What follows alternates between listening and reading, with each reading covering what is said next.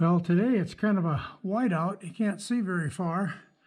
Some heavy winds and blowing snow, and because I don't have any sunlight, I need to run the generator now.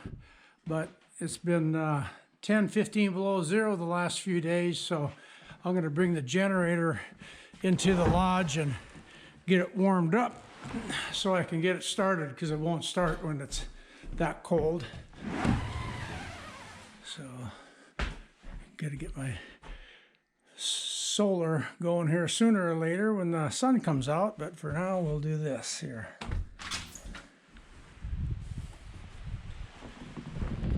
I've had it underneath there, and there's an extra backup one, but I keep it out of the weather. It's pretty heavy blowing snow, and so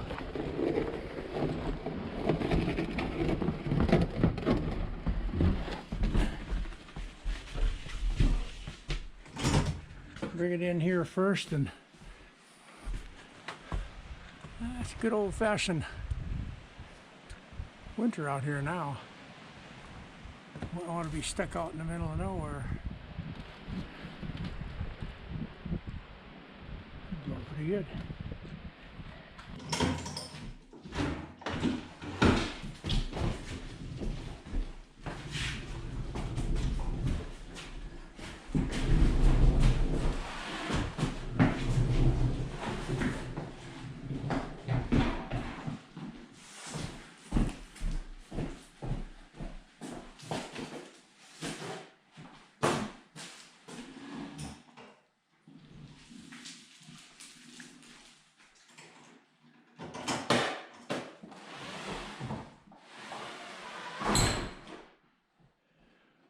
Well, today's a day when it's blizzarding out, and going to get a lot of wind and snow here the next few days. So today I'm pretty much just working on my electronics things. Depth finder for ice fishing here, and an aqua view that we can get some underwater footage of the fish down there. And then I've been sorting all kinds of our fishing gear. Sorting it all out into different shapes and sizes and types, and just get it organized. We had such a mess. I just haven't put it together for a long time. So now we're sorting things out, so I know where they're at, all categorized from the various fishing line to flies to lures and everything else that's needed. Nice thing to do when it's a blistery day outside. Can't even see the island now. Nice time to be sitting in here having a hot cup of chocolate and just relaxing, doing some basics. So I went ahead and got the generator started so I could charge up the batteries because we didn't have any sun today.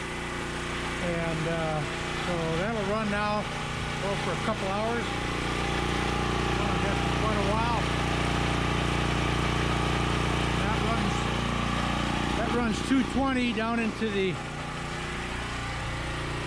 crawl space here, basement. And now when that's charging, it's an inverter system. The green flashing light means it's putting AC into the system and inverting it and putting it into our batteries, which go down those cables underneath it. So this shows what's happening right now. We are only charging about 2,000 watts. So the battery's fairly full, but I'm gonna get a good charge on it today. And so we can not have to run it all tomorrow. So that's what's coming in to the system here. And so this is the cable that comes in here from the generator. This goes to our panel boxes, breaker box in the house, in the lodge here. And this is a ground wire here, right there. And these are the two positive and negative cables, 4-aught cables that go down to the battery bank downstairs. And then you have a heat sensor here also. Our alarm will go off if it gets too hot. And on the batteries, it goes on there. But the system works really good. You got AC in, coming in here. And you can bypass it and run the whole building with that. And then once you go and have the batteries charged and going to run the inverter system, then this says AC out. You can turn this on, but you can't have the other system on here. It's a toggle switch there. So that'll keep you from messing up your systems here. But this works out good. This is the solar panel. Right now it's covered with snow, so there's zero and nothing coming out of there, but just the breaker system for the solar panels. And then this is the battery breaker. We can turn on and off the system, charging the batteries from the solar. And we'll be going up and adjusting the solar panels here as soon as the weather clears up, and show how that works up there with the 6 solar panels. So now that this is charging pretty good, we're about 75–80% charged. We'll be shutting it off here within the hour. And we'll go downstairs here and show you the battery bank that's tied into our system. Almost every off-grid system that you set up is almost unique to its own situation. Ours is no different, set up for our whole lodge. So the battery bank system that we use is underneath the building. It's in the crawl space here that they had. This is the utility room downstairs here. We're going to have a freezer, and then using this fridge here. And this is the lift pump system underneath here for all the plumbing in the bottom 3 bedrooms of the lodge.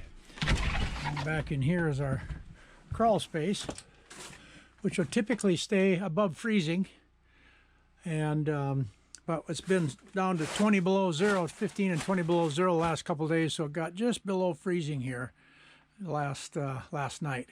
Otherwise, it usually stays about 32, 3, 4 this time of the year, and as it warms up a little bit, it gets a lot warmer, and works out real good to temper the air underneath the lodge. And this is our battery bank system here, and we have 8 400 amp hour batteries.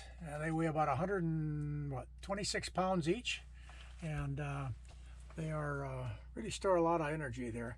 So we're gonna end up putting 4 more batteries onto here this year, just to add more of a base, and that should do what we need to have done. And then this is our on-demand hot water heater. Of course, we're not using it right now because winter time. Last year I did all winter long, but this year everything got cold and sub-zero. If it's really sub-zero, it gets more difficult to run some of the systems. And if it's down 10, 15 degrees, this works good. But that's our water tank that we fill, and we'll show that later on as we start putting that back into service. And then there's storage back underneath the building here. These are the back sides of the bedrooms.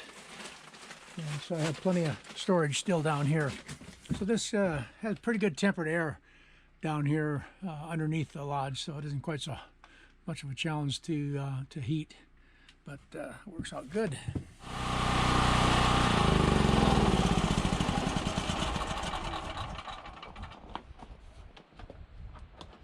Well, we got things charged up enough.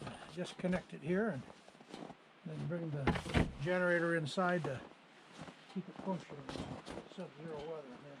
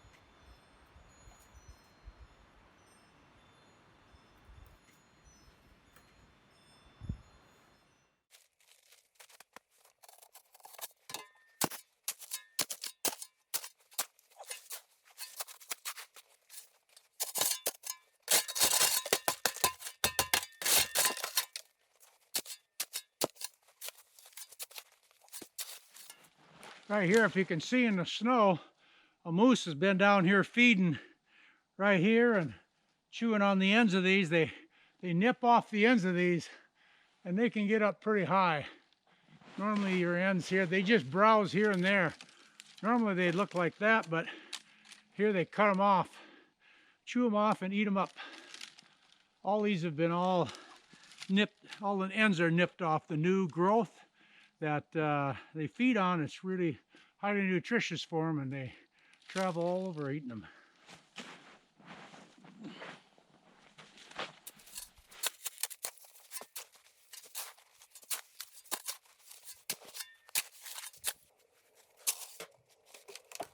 Sauna here.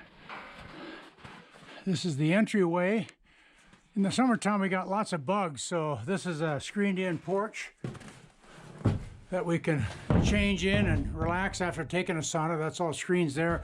I put plywood on the side to keep the wind out during the winter time, but you can sit here and have a beautiful view of the whole area here. What a view.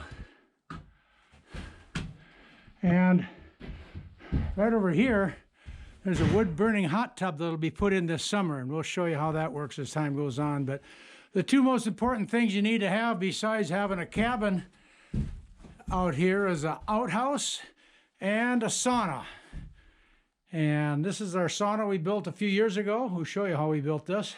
This was actually made, the frames all made out of cement frames that were used by a company that was making some big cement pieces for a marina about 100 miles from here, and they ended up with the plywood and framing and everything, and I bought it for a good price, and so we used it very inexpensively here to build this sauna. And so the inside of the sauna is lined with cedar, rough cedar all the way around, and then I have cedar that's going to go on the ceiling yet. I haven't finished that. That'll be one of the next projects I'll do, is put the cedar back on the ceiling. I got insulation and insulation above that too. Everything's lined with plastic behind the walls to keep the moisture from getting out and keep the steam in here. And then there's benches you can sit on, sit down low, it's hot. Sit up high, it's a lot hotter. The wood burner that we have in here is made out of a 55-gallon barrel. You can buy a kit that has the legs and the stack on it and the front door on it. Works out really good to use an old 55-gallon barrel for a stove.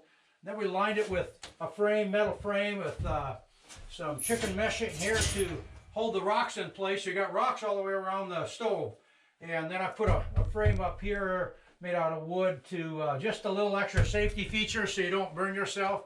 At one time I reached around here and got a pretty severe burn on my arm. I only do that once, so it won't happen again. And we have stainless steel containers on top here that we put water in to heat up, that we bathe with. Works out really, really well.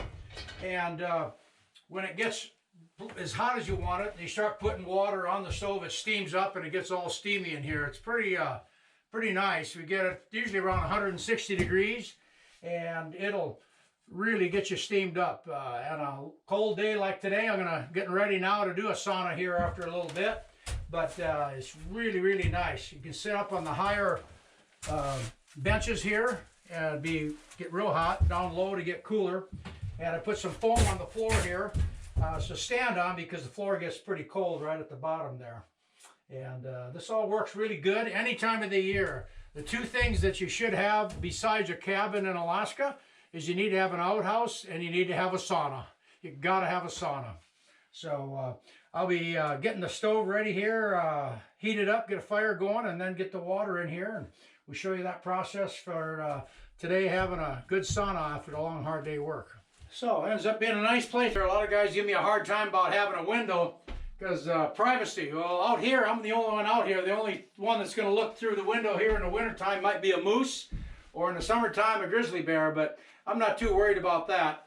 But it gets light in here during the day, so you can have, you don't stumble around. And when they're doing it in the dark here, we have different lights on. We got some portable lights that we'll use in here. But we'll get the water in here, and usually, and then heat up and steam up and sweat up again, and then lather up and rinse off real good. And with the warm water that you've created, it gets to be about as squeaky clean as you can get. And usually I do a sauna every other day here. And it's really enjoyable. One of the finer things of life in Alaska is a good sauna. Okay, so this is the barrel stove we use for heating the sauna. Comes in a kit with the front piece here and the legs and then the stack out the back. And you bolt them on, cut a hole in the 55-gallon barrel and then mount these. Works really good for heating. You can even heat a building with it pretty easy. I have one in my shop as well. And so works out really, really well. And I like to use birch bark for starting the fires. They end up working really, really well. It's a good fire starter once you get things rolling there.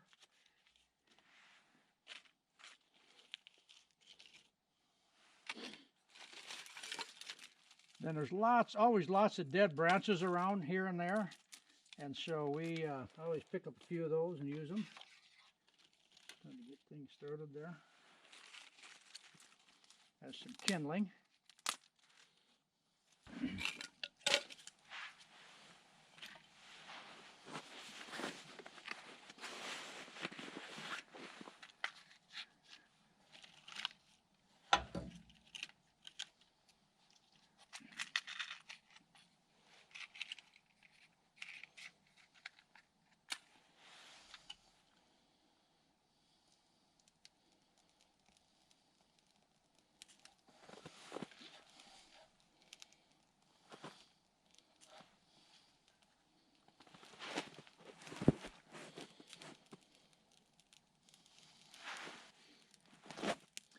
Pretty good fire starter.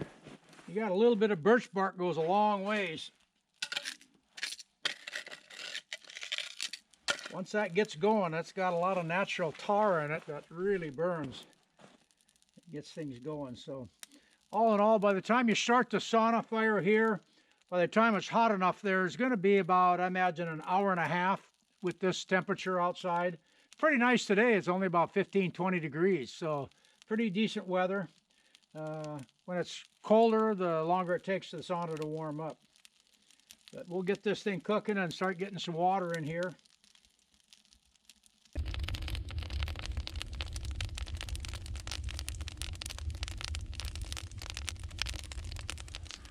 Well, it's sauna night and heading out to take a sauna. It's been cooking out there for about, hour and a half, hour and 45 minutes. Should be hot enough now. We like to get it up to 160 degrees on a cold day like today. Warmed up a little bit though. It's up to 15 degrees now. It was down to 0, but this is pretty nice here today. It's going to get pretty cold again tonight, but it warmed up. So I take a sauna every 2 days, typically. Good way to just stay healthy, and it is really nice to do that when the snow is out and snowstorm. Any weather, even in the summertime. And it's a beautiful night out tonight. As you can see, where we're out here and walking over towards the sauna. Got it all cleaned up now, ready to go. And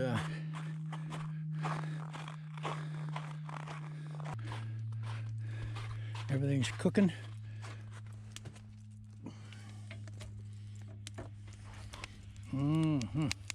Yeah, baby. Putting off good heat. Shining mountains. Beautiful. All right, well, we'll get this thing opened up and I'll show you how things are looking. A lot of the local people call these steamers, and there's a good reason why they call it a steamer. And I call it a steamer sometimes too. So I'm in here ready for the sauna. Everything's really pretty hot. And we'll get all steamed up and get some good steam going here as the steamer.